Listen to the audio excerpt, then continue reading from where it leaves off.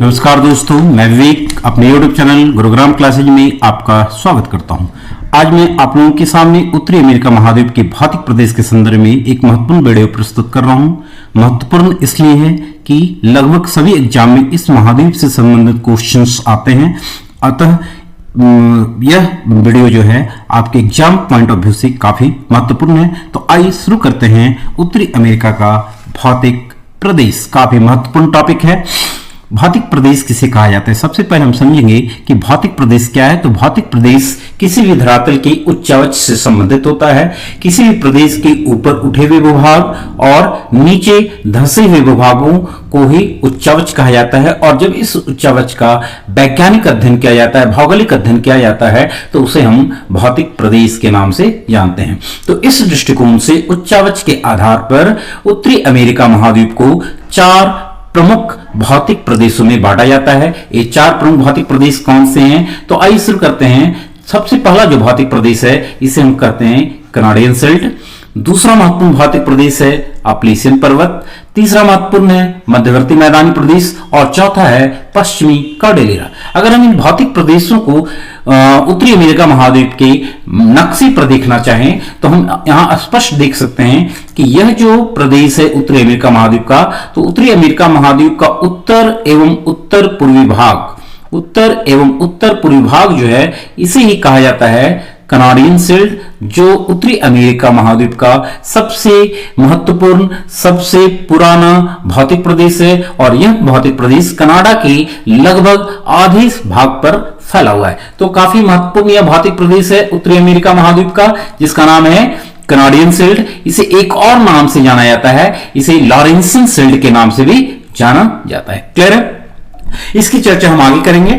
Canadian shelf क्या है, इसकी महत्वपूर्ण विशेषता क्या है। अभी हम सिर्फ नक्शे पर देख रहे हैं कि भौतिक प्रदेश की स्थिति या इनका लोकेशन कहां है। तो पहला यह है हमारा भौतिक प्रदेश उत्तरी अमेरिका महाद्वीप का, जिसे कहा गया कनाडियन शेल्फ। क्लियर है? उत्तरी अमेरिका महाद्वीप का दूसरा महत्वपूर्ण भौतिक प्रदेश है अप्लीसियन पर्वतीय प्रदेश, जिसे अगर नक्शे पर हम देखना चाहें तो यह आप देख सकते हैं, यह है अप्लीसियन माउंटेनियस एरिया।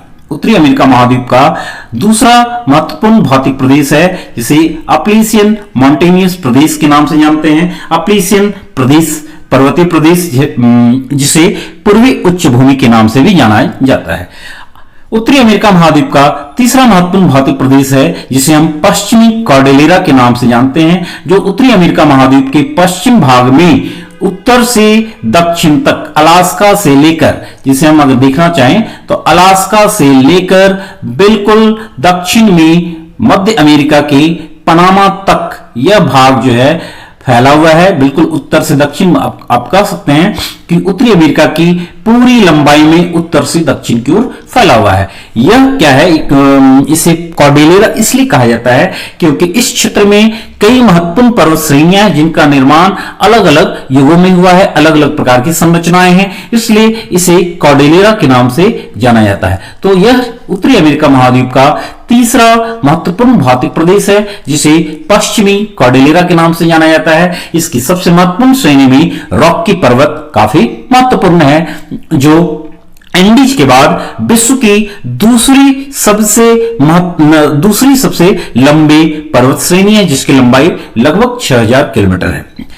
जहां तक उत्तरी अमेरिका के चौथे भौतिक प्रदेश की बात है, तो उत्तरी अमेरिका का चौथा भौतिक प्रदेश है इन दोनों पर्वत अर्थात पश्चिमी कॉर्डेलिरा और अप्लीसियन पर्वत के मध्य में जो मैदानी भाग है, ये जो मैदानी भाग है, इसी मैदानी भाग को नाम दे दिया गया है ग्रेट प्लेन या मध्यवर्ती मैदानी भाग। इसी मैदानी भाग का एक महत्वपूर्ण प्रदेश है प्रेरी प्रदेश, जो विश्व में गेहूं के बास्केट के रूप में, गेहूं की टोकरी के रूप में या रोटी की टोकरी के रूप में जाना जाता है। तो यह एक महत्वपूर्ण मैदानी प्रदेश है, काफी महत्वपूर्ण मैदानी प्रदेश है, जिसका विस्तार उत्तर में कनाडा के उत्तरी तट, आप कह सकते हैं कि जो कनाडा का उत्तरी तटीय क्षेत्र है वहां से लेकर गल्फ ऑफ मैक्सिको तक अर्थात लगभग 6000 किलोमीटर की लंबाई में इस क्षेत्र का विस्तार है। तो यही है उत्तरी अमेरिका महाद्वीप का मध्यवर्ती मैदानी क्षेत्र, यह मुख्य रूप से गेहूं के उत्पादन के रूप में भी काफी महत्वपूर्ण है। तो आप समझ सकते हैं कि हमने उत्तरी अमेरिका महाद्वीप को उत्तरी अमेरिका महाद्वीप की जो भौतिक प्रदेश है उसको नक्शे पर ये दिखाया। यह पहला भाग यह है कनाडियन शिल्ड का एरिया, यह दूसरा भाग अप्लेशियन पर्वतीय प्रदेश, यह जो तीसरा भाग है इसे कहा गया मध्यवर्ती मैदानी प्रदेश, और यह जो चौथा भाग है इसे नाम दे दिया गया, यह जो चौथा भाग है इसे नाम दिया गया है पश्चिमी कॉर्डेलिरा क्षेत्र या पश्चिमी कॉर्डेलिरा पर्वतीय क्षेत्र। अब इसमें एक एक पॉइंट की अगर हम चर्चा करेंगे तो कनाडियन शिल्ड जो है काफी महत्वपूर्ण भौतिक प्रदेश है। आप देख सकते हैं इस नक्शे पर यह भाग जो है कनाडियन शिल्ड का एरिया है, यह पूरा भाग जो है कनाडियन शिल्ड का एरिया है, यह पूरा क्षेत्र कनाडियन शिल्ड का एरिया है। कनाडा के लगभग आधे भाग को भी घेरे हुए है और इसमें दलदली भूमि तथा हिमों के जमाव से अनेक झीलों का निर्माण हुआ है। इन झीलों का अगर उत्तर से दक्षिण क्रम देखें तो आप इस मैप में देख सकते हैं उत्तर से दक्षिण में यह एक कनाडियन शिल्ड का एरिया है, ठीक है। और उत्तर से दक्षिण अगर हम देखें तो आप देख सकते हैं कि यह भाग जो है ग्रेट बियर लेक है, यह ग्रेट बियर लेक है। दूसरी झील है यह है ग्रेट स्लैव लेक, तीसरी झील है अथाबास्का, और यहां पर एक महत्वपूर्ण झील है रेंडियर, और लास्ट है विनिपेग। ये 5 झीलें जो हैं वह हिमानी निर्मित झीलें हैं। इनमें से यह ग्रेट बियर जो है कनाडा की सबसे बड़ी झील है, मीठे पानी की झील है। इसके अलावे यह कनाडियन शिल्ड का जो दक्षिणी भाग है यह विश्व की सबसे बड़ी मीठे पानी के क्षेत्र से भी होकर गुजर रहा है। यह सुपीरियर झील का क्षेत्र है, मिशिगन है, ह्यूरन है, ईरी है और ओंटारियो का क्षेत्र है। तो यह एक महत्वपूर्ण है। जहां तक कनाडियन शिल्ड के दक्षिण में मीठे पानी की 5 झीलों की बात है तो पश्चिम से पूर्व में इन झीलों का जो क्रम है आप देख सकते हैं। यहां पर लेक सुपीरियर है जो विश्व में मीठे पानी की सबसे बड़ी झील है। उसके बाद यह लेक क्लियर है। तीसरी महत्वपूर्ण झील है lake Huron, lake Michigan, lake Huron, यह है लेक ईरी और यह है लेक ओंटारियो। इन झीलों में सुपीरियर झील जो है विश्व में मीठे पानी की सबसे बड़ी झील है और हम कह सकते हैं कि इन महान झील जो है ये 5 झीलें आपस में एक दूसरे के द्वारा नहर के द्वारा जुड़ी हुई हैं और विश्व की सबसे बड़ी झील तंत्र का निर्माण करती, इसलिए महान झील तंत्र के रूप में इसको जाना गया। अब एक महत्वपूर्ण पॉइंट यहां पर क्या है कि आपसे अगर पूछा जाए कि नियाग्रा वाटरफॉल किससे संबंधित है तो आप ध्यान देंगे कि यह लेक ईरी का पार्ट है, यह लेक ईरी का पार्ट है। आप देख सकते हैं यह लेक ईरी है और लेक ओंटारियो है। इनके बीच में यह जो भाग है यह भाग, ठीक है, यहीं पर नियाग्रा वाटरफॉल स्थित है। इसको मैंने इस मैप में दूसरे मैप में दिखाया है। यह देखिएगा लेक ओंटारियो और यह लेक ईरी, इन्हीं के मध्य में यहां पर आप देखेंगे यहां से यहां नियाग्रा फॉल की स्थिति है। यहां पर नियाग्रा फॉल बना हुआ है और यह नियाग्रा ऑन द लेक है, ये बिल्कुल ये क्लियर है। तो ये भाग जो है नियाग्रा वाटरफॉल की स्थिति है। आप इसको देख लें। अगर आपसे क्वेश्चन पूछा जाता है कि नियाग्रा वाटरफॉल किस झील पर के मध्य में है तो आप बताएंगे लेक ईरी और लेक ओंटारियो के बीच। और आप यहां से देख रहे हैं कि एक नदी निकल रही है लेक ओंटारियो से जिसका नाम है सेंट लॉरेंस नदी, जो आगे बढ़ते हुए सेंट लॉरेंस की खाड़ी में अपना यहां पर सेंट लॉरेंस की खाड़ी यहां अपना मुहाना बना रही है। क्लियर है। उत्तरी अमेरिका की सबसे व्यस्त नदी है सेंट लॉरेंस नदी जो लेक ओंटारियो से निकलती है और अटलांटिक महासागर को ग्रेट लेक्स से जोड़ती है। क्लियर है। उत्तरी अमेरिका के दूसरे महत्वपूर्ण भौतिक प्रदेश की अगर हम चर्चा करेंगे तो यह दूसरा महत्वपूर्ण भौतिक प्रदेश है अप्लेशियन पर्वतीय प्रदेश, जो उत्तरी अमेरिका के पूर्वी भाग में उत्तर पूर्व में न्यूफाउंडलैंड से लेकर के दक्षिण में अरकनसास तक यह फैला हुआ इस तरीके से। यह पर्वतीय प्रदेश जो है वो मोड़दार पर्वतीय क्षेत्र है, प्राचीन मोड़दार पर्वतीय क्षेत्र का भाग है जिसका विस्तार उत्तर में न्यूफाउंडलैंड से लेकर दक्षिण की ओर ओजार्क तथा युकाटा, अलाबामा तथा पश्चिमी अरकनसास तक फैला हुआ है। इस पर्वत की जो सबसे ऊंची चोटी है आप देख सकते हैं, इस पर्वत की जो सबसे ऊंची चोटी है इसका नाम है माउंट मिचेल, जिसकी ऊंचाई है 2037 मीटर। क्लियर है। इस पर्वत की जो सबसे ऊंची चोटी है इसका नाम है माउंट मिचेल। अब इसी से संबंधित एक महत्वपूर्ण क्वेश्चन है कि अप्लेशियन पर्वत को काटती है एक महत्वपूर्ण नदी हडसन नदी और एक गैप के द्वारा निकलती है जिसका नाम है हडसन मोहाक गैप।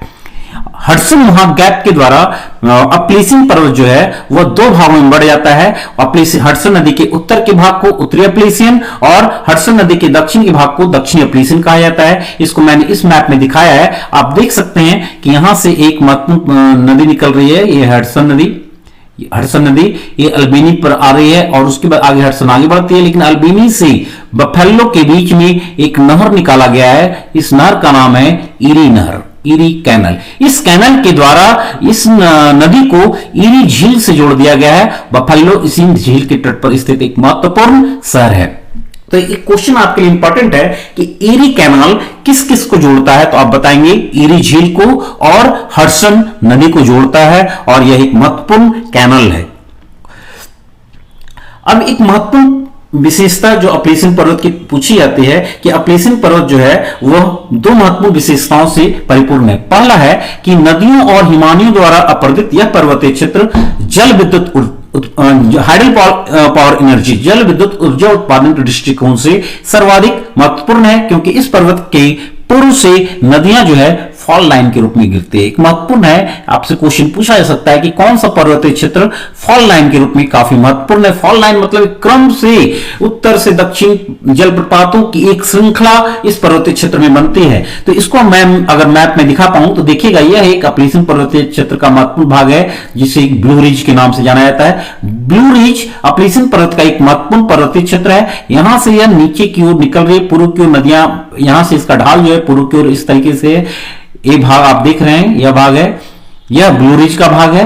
और यहां से यह एरिया जो पड़ता है यह पिडमॉन्ट का एरिया, पिडमॉन्ट मतलब गिरिपद का एरिया, ठीक है, अपेक्षाकृत नीचा भाग है। उसके बाद क्या होता है कि यहां से अचानक यहां पर स्लोप यहां पर तीव्र हो जाता है। यह भाग आप देख रहे हैं, यहां से अचानक यहां से स्लोप तीव्र हो जा रहा है। तो तीव्र होने के कारण क्या होता है कि यहां से नदियां काफी तीव्र वेग से नीचे गिरती है और यह फॉल लाइन के रूप में यहां पर नदियां यहां पर फॉल लाइन को बना रही है। और इस फॉल लाइन पर हाइडल पावर जनरेशन जल विद्युत ऊर्जा उत्पादन का बड़े पैमाने पर ऊर्जा उत्पादन किया जा रहा है। क्लियर है? दूसरी महत्वपूर्ण विशेषता क्या है अपलेसियन पर्वतीय क्षेत्र की, कि इस पर्वतीय क्षेत्र में इन्वर्जन ऑफ रिलीफ या इन्वर्जन ऑफ टोपोग्राफी पाया जाता है। यह वर्ड आप इस तरह समझिए कि जैसे इन्वर्जन ऑफ टेम्परेचर होता है। क्या होता है इन्वर्जन ऑफ टेम्परेचर? सामान्य परिस्थिति क्या है कि जैसे जैसे हम धरातल से ऊपर वायुमंडल में जाते हैं, टेम्परेचर जो होता है वह घटता जाता है। यह संताप क्षोभ मंडल की विशेषता है कि जैसे जैसे हम धरातल से ऊपर की ओर जाएंगे टेम्परेचर में कमी आती जाती है। लेकिन कभी कभी और किन्हीं किन्हीं परिस्थितियों में क्या होता है कि तापमान में कमी होने के बजाय तापमान में वृद्धि होनी शुरू हो जाती है। इसे तापमान की विलोमता कहा जाता है, इन्वर्जन ऑफ टेम्परेचर कहा जाता है। बिल्कुल उसी तरीके से उच्चावच पर अगर हम इसको फॉलो करें तो देखिएगा कि अपलेसियन पर्वत का यह भाग है, यह भाग है। यहां पर क्या है कि अपलेसियन पर्वत का यह भाग एंटीक्लाइन का भाग है और यह सिंक्लाइन का भाग है, ठीक है, ये नॉर्मल है। लेकिन क्या हुआ कि चूंकि अपलेसियन पर्वतीय क्षेत्र जो है वह 4 बार अपरदन चक्र से गुजर चुका है, कई यहां पर अपरदन की क्रियाएं काफी अधिक हुई है, जिसके कारण क्या है कि जो भाग पहले एंटीक्लाइन के रूप में था और वह अब सिंक्लाइन के रूप में बदल गया। यह देखिएगा, यह सिंक्लाइन के रूप में बदल गया है, अर्थात विपरीत क्रम हो गया और सिंक्लाइन का भाग जो है वह एंटीक्लाइन के रूप में हो गया। तो ऐसी ही परिस्थिति को कहा जाता है इन्वर्जन ऑफ रिलीफ और टोपोग्राफी। और विश्व में अपलेसियन पर्वतीय क्षेत्र जो है वह इन्वर्जन ऑफ टोपोग्राफी या इन्वर्जन ऑफ रिलीफ का सबसे अच्छा उदाहरण है। उल्लेखनीय है कि अपलेसियन पर्वतीय क्षेत्र जो है एक क्रमबद्ध श्रृंखला नहीं, एक क्रमबद्ध श्रृंखला जो है वो नहीं है, एक सीरीज में नहीं है, क्योंकि यह कई अलग अलग श्रृंखलाओं के रूप में, जैसे मैंने पहले बताया, इसका सबसे महत्वपूर्ण ब्लू रिज है, उसके बाद कैटास्किल पर्वत है, फिर नॉटरडम पर्वत है, फिर सिप्रॉक पर्वत है और फिर न्यूफाउंडलैंड का लॉन्ग रेंज है। इनमें से लॉन्ग रेंज जो न्यूफाउंडलैंड का भाग है और ये ब्लू रिज, इससे अक्सर क्वेश्चन आता है कि ब्लू रिज किस पर्वतीय क्षेत्र का अंग है या किस देश में पाया जाता है, तो यह उत्तरी अमेरिका के यूएसए में है और यह अपलेसियन पर्वत का सबसे महत्वपूर्ण अंग है। इसके अलावा कैटास्किल पर्वत और लॉन्ग रेंज पर्वत जो है न्यूफाउंडलैंड में है, यह भी अपलेसियन पर्वत का एक महत्वपूर्ण है। आप यहां पर देख सकते हैं, यह है ब्लू रिज पर्वत, यह बीच का भाग जो है ब्लू रिज पर्वत है, यह न्यूफाउंडलैंड का यहां पर लॉन्ग रेंज है, ठीक है। तो ये पूरा पर्वतीय क्षेत्र जो है एक क्रमबद्ध श्रृंखला के रूप में न होकर असंबद्ध रूप में है और इसे महत्वपूर्ण पर्वतीय क्षेत्र के रूप में भी जाना जाता है। यह पर्वतीय क्षेत्र जो है हडसन मुहाक मार्ग द्वारा दो भागों में बटा हुआ है। यह देखिएगा, हडसन नदी यहां से फ्लो कर रही है, हडसन नदी यहां से फ्लो कर रही है, यह मुहाक नदी और यह है हडसन नदी। इसके द्वारा यह पर्वतीय क्षेत्र दो भागों में बट गया है, उत्तरी अपलेशियन और दक्षिणी अपलेशियन। तो अगर आपसे क्वेश्चन पूछा जाएगा कि अपलेशियन पर्वतीय क्षेत्र किस गैप द्वारा दो भागों में बटा हुआ है, तो यह है हडसन मोहाक गैप। अगली वीडियो में हम आते हैं तो देखते हैं उत्तरी अमेरिका महाद्वीप का तीसरा महत्वपूर्ण जो भौतिक प्रदेश है, इसे पश्चिमी कॉर्डिलेरा कहा जाता है। पश्चिमी कॉर्डिलेरा के बारे में मैंने बताया कि पर्वतों का वह समूह जिसका निर्माण विभिन्न युगों में हुआ है, अलग अलग युगों में हुआ है, अलग अलग संरचनाओं के रूप में हुआ है, उसे ही कॉर्डिलेरा के नाम से जाना जाता है। तो यह क्षेत्र कई श्रृंखलाओं से, कई पर्वतीय श्रृंखलाओं से घिरा हुआ है, इसलिए इसे उत्तरी अमेरिका का जो पश्चिम भाग है, जो ब्रुक्स रेंज से शुरू होता है और बिल्कुल चला जाता है पनामा तक, यही भाग है पश्चिमी कॉर्डिलेरा का। क्लियर है? आप देख सकते हैं इसमें कई श्रृंखलाएं, ब्रुक्स रेंज है, अलास्का रेंज है, कोस्ट रेंज है, कॉस्केट रेंज है, रॉकी माउंटेन है, सियरा नेवादा है, सियरा माद्रे है, सियरा माद्रे है। तो कई पर्वतीय श्रृंखलाएं हैं जिसके कारण यह कॉर्डिलेरा के क्षेत्र के नाम से जाना जाता है। इसमें महत्वपूर्ण फैक्ट क्या है कि यह उत्तरी अमेरिका महाद्वीप के पश्चिम भाग में अलास्का की ब्रुक्स श्रेणी से लेकर पनामा तक लंबी पर्वत श्रेणियों के रूप में फैला हुआ है और इसी कारण यह पश्चिमी कॉर्डिलेरा के रूप में है। यह पर्वत इस महाद्वीप की पूरी लंबाई में उत्तर से दक्षिण तक फैले हुए।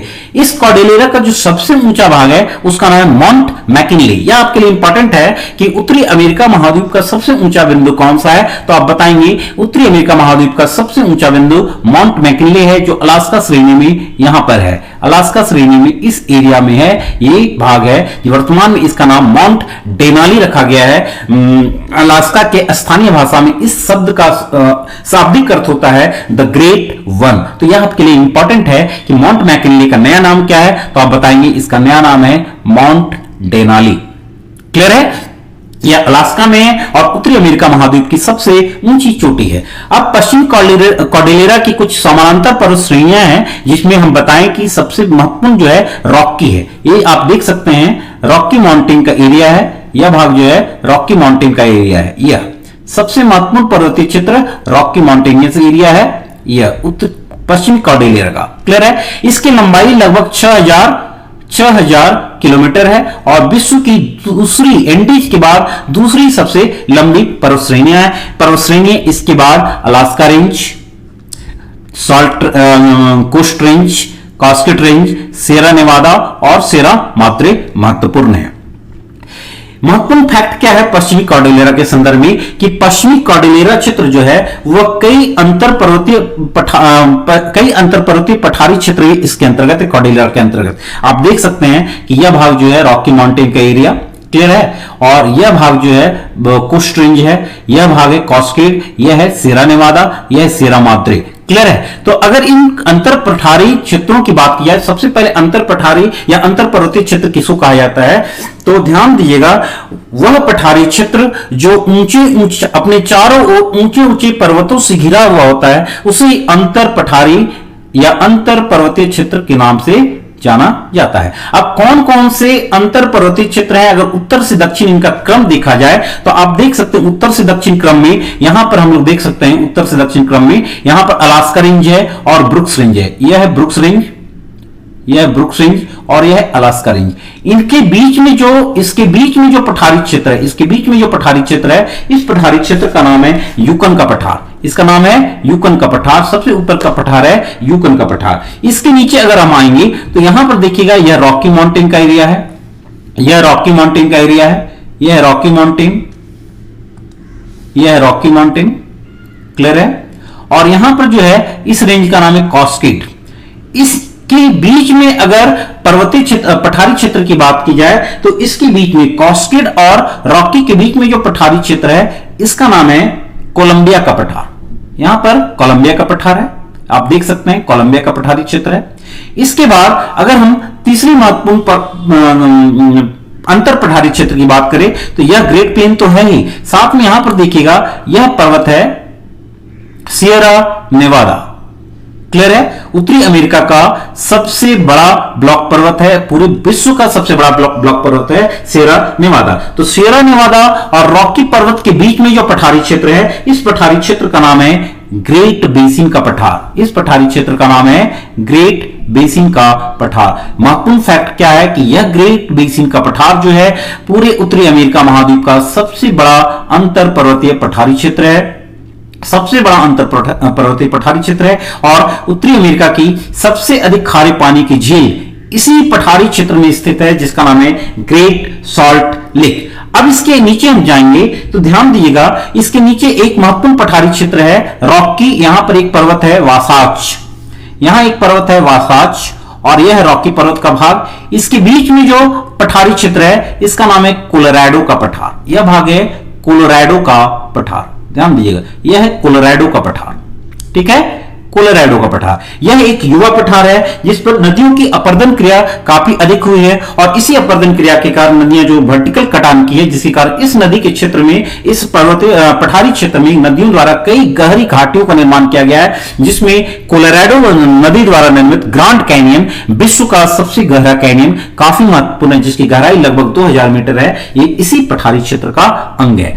इसके बाद अगर हम चलें तो देखिएगा नीचे में यह एक पर्वत है सियरा माद्रे और यह भाग रॉकी पर्वत, यह भाग जो है यहां पर है सियरा माद्रे और यहां पर है सियरा माद्रे पूर्वी। यह सियरा माद्रे पूर्वी है और यह सियरा माद्रे पश्चिमी। इसके बीच में जो पठारी क्षेत्र है इसका नाम है मैक्सिको का पठार। यह भाग जो है यह मैक्सिको का पठारी क्षेत्र है। यह भाग जो है मैक्सिको का पठारी क्षेत्र, जिसको आप देख रहे हैं मैक्सिको का पठारी क्षेत्र।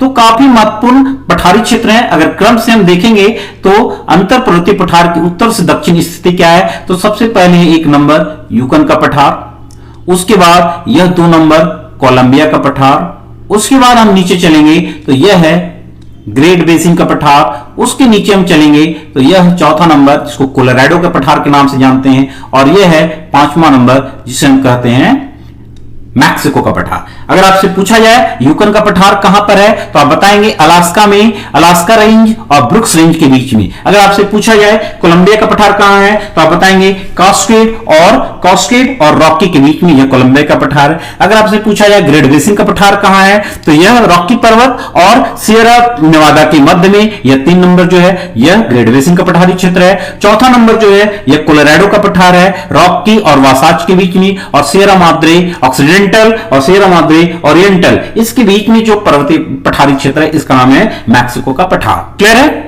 मैप में इसे मैंने आपको दिखाया। अब आते हैं कि पश्चिमी कॉर्डिलेरा के अंदर जो पठारी क्षेत्र है, मैंने इसका नाम आपको बता दिया। इसमें से ग्रेट बेसिन का जो पठारी क्षेत्र है वह काफी महत्वपूर्ण है। ग्रेट बेसिन का पठार मैंने आपको दिखाया। यह पठार कहां पर है? यह पठार जो है रॉकी और सियरा नेवादा के बीच में है और इस महाद्वीप का सबसे बड़ा अंतर पर्वतीय पठार, सबसे बड़ा अंतर पर्वतीय पठार है। ग्रेट बेसिन के पठार के दक्षिण में कोलोराडो का पठार जो मैंने अभी बताया, रॉकी और वासाच के बीच में है। कोलोराडो और उसकी सहायक नदियों ने इस पठार में बहुत गहरी घाटियों का निर्माण किया है, जिसे कैनियन के नाम से जाना जाता है। ग्रांड कैनियन जो है वह कोलोराडो नदी पर निर्मित विश्व का सबसे गहरा कैनियन है। ग्रेट बेसिन के पठार में संयुक्त राज्य अमेरिका की सबसे खारे पानी की झील है, जिसे ग्रेट साल्ट लेक के नाम से जाना जाता है। यह ग्रेट साल्ट लेक है। इसकी लवणता जो है वह 220 प्रति 1000 ग्राम है, अर्थात 1 लीटर जल में नमक की मात्रा लगभग 220 ग्राम है। तो यह संयुक्त राज्य अमेरिका में स्थित है। ग्रेट साल्ट लेक विश्व की तीसरी सबसे खारे पानी की झील है। जहां तक पूछा जाए कि सबसे खारे पानी की झील कौन सी है तो वह तुर्की की वान झील है, दूसरा है इजराइल की डेड सी और तीसरा है ग्रेट साल्ट लेक संयुक्त राज्य अमेरिका की। तो काफी महत्वपूर्ण है। इसके अलावे पश्चिमी कॉर्डिलेरा का जो यह भाग है, यह चारों ओर का भाग पश्चिमी कॉर्डिलेरा का, यह भाग जो है 2 प्लेटों के टकराव का विभाग है। यह पैसिफिक प्लेट इधर आ रही है और अमेरिकन प्लेट इधर आ रही है, जिसके कारण पैसिफिक प्लेट चूंकि बड़ा है तो यह नीचे सबडक्ट करता है और यह प्लेट इस पर मूव करता है। तो जिसके कारण क्या होता है कि यह चारों ओर का क्षेत्र उत्तरी अमेरिका का पश्चिमी भाग जो है वह रिंग ऑफ फायर के अंतर्गत आता है, क्योंकि यहां पर प्लेटों के टकराव के कारण कंटिन्यू ज्वालामुखी और भूकंपीय घटनाएं घटती रहती है, जिसके कारण यह रिंग ऑफ फायर या अग्नि वलय के क्षेत्र में पड़ता है। जिसके कारण क्या होता है कि इस क्षेत्र में कई ज्वालामुखी भूकंप के साथ में कई महत्वपूर्ण ग्लेशियर भी हैं, जिनमें येलोस्टोन नेशनल पार्क का ओल्ड फेथफुल ग्लेशियर जो है काफी महत्वपूर्ण है। यह है old faithful glacier. Old faithful इसलिए कहा जाता है कि यह ग्लेशियर जो है काफी पुराना है, लेकिन साथ में सबसे अधिक विश्वासी है। इसके बारे में कहा जाता है कि प्रति 52 मिनट के अंतराल पर इसमें जल भूमि से ऊपर की ओर आता है। इसको देखकर इसके जल के बाहर निकलने का जो चैनल को अध्ययन कर ले तो आप अपनी घड़ी मिला सकते हैं। 52 मिनट का जो अंतराल है उसको आप देख सकते हैं, तो काफी महत्वपूर्ण है। उत्तरी अमेरिका का चौथा जो महत्वपूर्ण भौतिक प्रदेश है यह है मध्यवर्ती मैदानी प्रदेश। मध्यवर्ती मैदानी प्रदेश को अगर आप लोकेशन में देखना चाहें तो यह देखिएगा, यह पश्चिमी कॉर्डिलेरा का भाग है, रॉकी माउंटेन प्रदेश, पश्चिमी कॉर्डिलेरा का भाग, क्लियर है यहां तक। यह है Appalachian mountainous area, Appalachian mountainous area, clear है।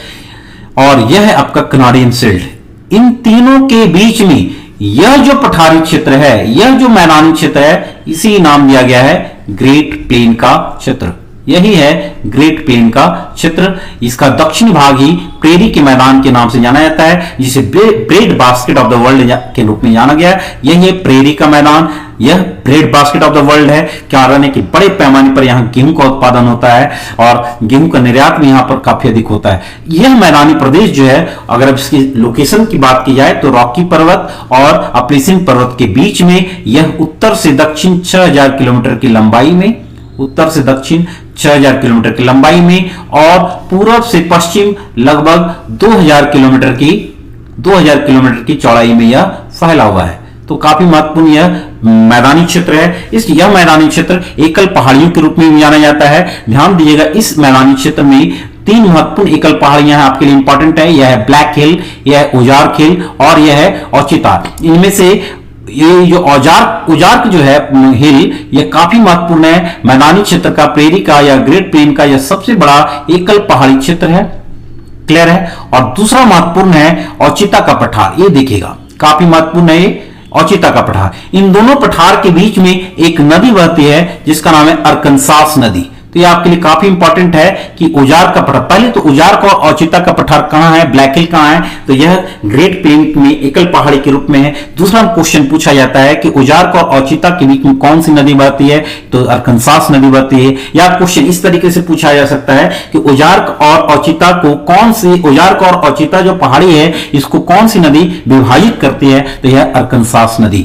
यह मैदानी प्रदेश महत्वपूर्ण नदियों का भी क्षेत्र है। आप देख सकते हैं कि यहां पर एक नदी फ्लो कर रही है, यह नदी है मिसौरी नदी, क्लियर है। यह मिसौरी नदी है जो यहां तक आ रही है, सेंट लुइस तक आ रही है। उसके बाद दूसरी महत्वपूर्ण नदी है जिसका नाम है मिसिसिपी नदी, यह यहां से निकल रही है, यह मिसिसिपी नदी है और दोनों का संगम होता है यहां सेंट लुइस, यहां एक प्लेस है सेंट लुइस। इसके बाद यह नदी जो है वह मिसिसिपी नदी के नाम से, मिसिसिपी मिसौरी नदी के नाम से आगे बढ़ते हुए गल्फ ऑफ मैक्सिको में अपना मुहाना बनाती है। इसके अलावा इस नदी के क्षेत्र में अन्य महत्वपूर्ण प्रवाहित क्षेत्र है, जैसे इधर से नदी निकल रही है, यह है अभी मैंने बताया अरकनसास नदी का क्षेत्र है, तो यह अरकनसास नदी है, ये फ्लो कर रही है। इसके अलावा ये रेड नदी का क्षेत्र है, रेड नदी है, यहां से उजाओ नदी आ रही है, ओहायो नदी आ रही है, ये क्लियर है। तो काफी महत्वपूर्ण नदियां हैं और यह मैदानी क्षेत्र महत्वपूर्ण नदियों का प्रवाही क्षेत्र है। अगर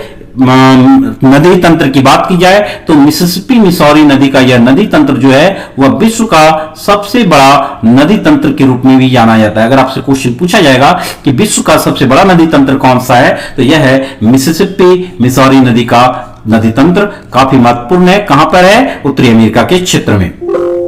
इस प्रकार मैंने उत्तरी अमेरिका के संदर्भ में, भौतिक प्रदेश के संदर्भ में एक विस्तृत अध्ययन आपके सामने प्रस्तुत किया।